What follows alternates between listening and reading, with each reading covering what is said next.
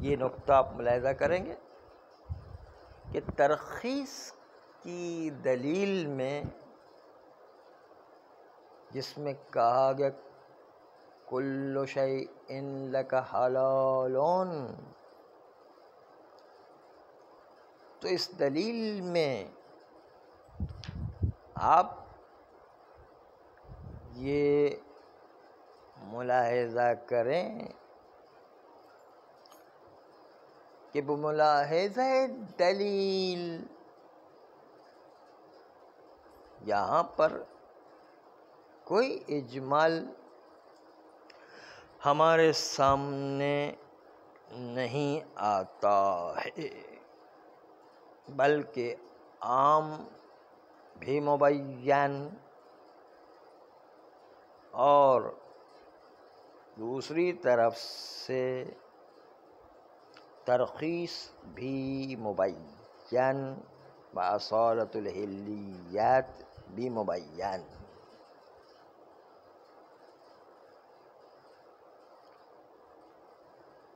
ہمیشہ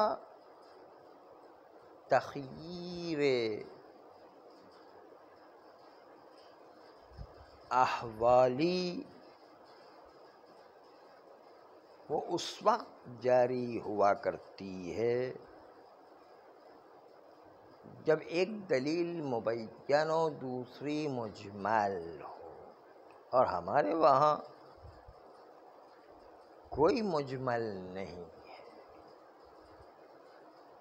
اس لیے کہ اصالۃ الحلیات و ترخیص والی دلیل صاف الفاظ میں کہہ رہی ہے دلیل عام کے مقابل میں کل شیء هو لک حلال، ہر چیز جس کے بارے میں شک ہو جائے وہ آپ کے لیے حلال ہے۔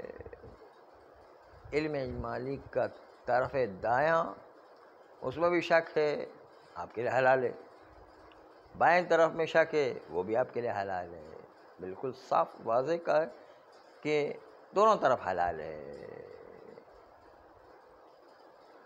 بس دلیل تو تقاضا کر رہی ہے کہ علم اجمالی کے دونوں طرف میں اصالۃ الحلیت و ترخیص جاری ہو۔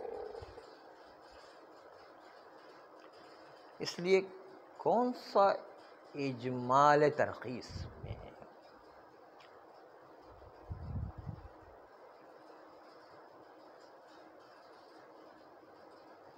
اس لیے یہاں پر آپ کا اقتضاء تخییر سمجھ میں نہیں آ رہا ہے،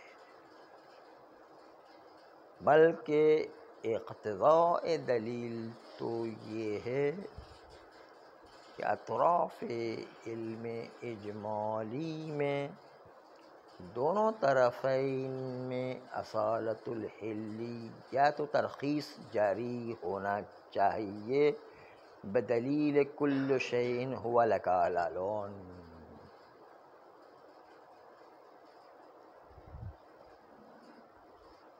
اس لیے کوئی مطلب سمجھ میں نہیں آتا کہ آپ دلالت کے لحاظ سے تخییر جاری کریں۔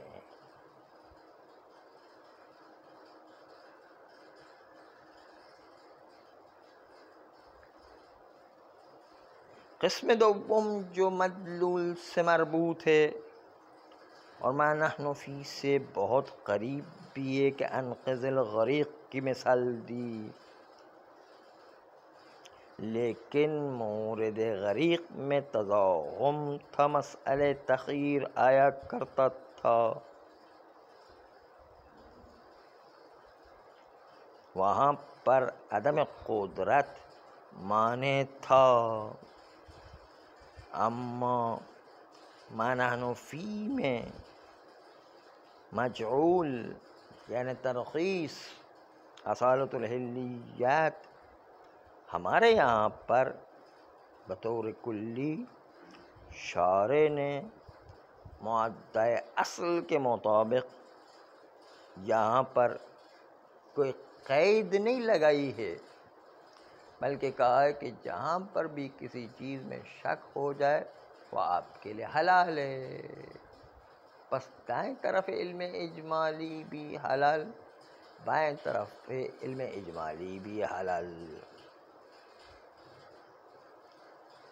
آپ کہیں گے کہ بھائی علم اجمالی میں یقین کی مخالفت ہو جایا کرتی ہے، احتیاط کی مخالفت ہو جایا کرتی ہے، جبکہ مخالفت قطعیہ حرام ہوا کرتی ہے. تو ہم پہلے آپ سے عرض کر چکے ہیں کہ مصلحت تفصیل، مصلحت بقاء نظام اور مصلحت عسر و حرج کی وجہ سے آپ مخالفت قطعیہ کے باوجود ترخیص جاری کر سکتے ہیں. اس کو بھی مد نظر رکھا جائے کہ جب شارع کی طرف سے اجازت ملی ہوئی ہے تو خالی شبہ بدویہ میں اجازت نہیں ملی ہوئی ہے، علم اجمالی کے اطراف میں بھی اجازت مل جائے گی اگر گنجائش ہے. ہاں کوئی ایسا مورد ہے کہ جہاں پر تخصیص ہو ہی نہیں سکتا ہے، ہر صورت میں ایک عام حکم کو انجام دینا ضروری ہے، ایک الگ مسئلہ ہے.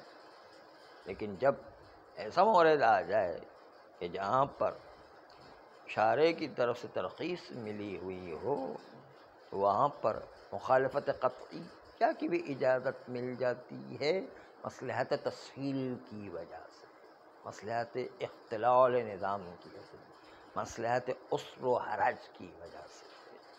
تو یہ اشکال بھی آپ کے ذہن میں نہ رہے. ہاں بس کیا کریں؟ اس لیے یہاں پر عملی طور پر ظاہری دلیل کو مد نظر رکھتے ہوئے، ظاہری دلیل کیا؟ کل شیء هو لک حلال. اس میں ظاہری حکم یہ ہے کہ آپ کے لیے جو چیز بھی تردید والی آپ اس کے لیے حلال سمجھیں. اس میں کوئی قید موجود نہیں ہے کہ جب دوسرے کو داخل کریں تو اس کو اخراج کریں، ایسی کوئی قید ہے ہی نہیں ہے. اس لیے کوئی اجمال والی بات ہی نہیں ہے یہاں پر. تو در مرتبہ حکم ظاہری اور موقعیت حکم ظاہری کو محفوظ رکھنا ضروری ہے، اس لیے کہ ظاہر ہی تو حجت ہوا کرتا ہے.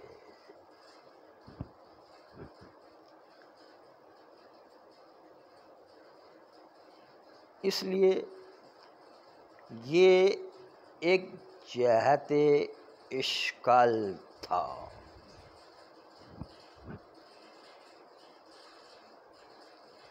دوسری طرف سے یہ اشکال پیش کریں کہ مخالفت قطعی کے عملیہ نہ صحیح تو مخالفت احتمالیہ تو ایک طرف کے ارتکاب میں وجود میں آتا ہے. ہم نے تو اس سے بڑھ کر بات آپ کے سامنے پیش کر دی کہ مخالفت احتمالیہ تو چھوڑیں، مخالفت قطعیہ ہو پھر بھی شارع ترخیص کے مقام میں مخالفت قطعیہ کی اجازت دیا کرتا، عسر و حرج، اختلال نظام اور قاعدے تسہیل کی بنیاد پر. بس اس لیے ہو سکتا ہے کہ یہاں پر کوئی کمبودی نہ ہو اور ظاہری حکم یہی ہو کہ اطراف علم اجمالی میں آپ دونوں طرف کے اندر اصالت الحلیت و ترخیص جاری کر سکتے ہیں. اور اگر جو ہے بالفرض شارع نے ترخیص کی اس مقام میں اجازت ہی نہیں دی ہوئی ہے تو پھر بالکل ہی اجازت نہیں ہوگی. تو پھر بعض از اطراف علم اجمالی میں بھی اجازت نہیں. اگر اجازت ہے تو جمیع کی اجازت ہو سکتی، جمیع کے ذمہ بعض کی بھی اجازت ہے. اور اگر اجازت نہیں ہے تو اس کا مطلب یہ ہے کہ ایک میں بھی اجازت نہیں، بعض از اطراف علم اجمالی کو آپ کہاں سے لے کر آ گئے؟ یہ دونوں طرف اشکال بار رہتے ہیں۔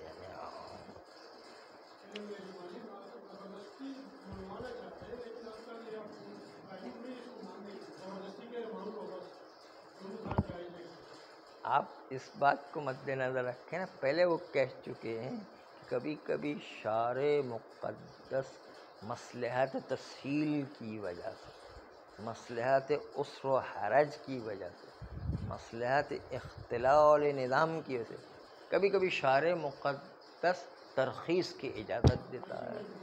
ہاں وہ یہی تو کہہ رہے ہیں۔ ہاں تو یہ جو ہے کہا کہ یہ جو اجازت ہو سکتی ہے، ہاں، اور اگر اجازت نہیں تو بعض اطراف علم اجمالی میں بھی اجازت نہیں ہونا چاہیے، کیونکہ احتیاط کرنا ہے نا، پھر تو اصل قانون تو احتیاط ہے علم اجمالی میں۔ یا تو آپ کہیں کہ بالکل اجازت نہیں، یا کہیں کہ جو ہے بالکل اجازت ہے، یہ درمیان میں بعض اطراف علم اجمالی کہاں سے لے کر آ گئے ہیں؟ یہ اشکال اس طرف بھی ہے۔ یعنی فرماتے ہیں کہ آقائے خمینی علیہ الرحمہ نے بتوجہ بکلام آقائے نعینی چند اشکال مہم آقائے نعینی پر انجام دیے ہیں کہ ان اشکالات کو عرض کریں گے اور پھر دیکھا جائے کہ یہ اشکالات صحیح معنوں میں وارد ہے یا نہیں، اس کو آخری میں فیصلہ کریں گے کہ کس کا نتیجہ سب سے بہتر نکلتا ہے۔ صلی اللہ علیہ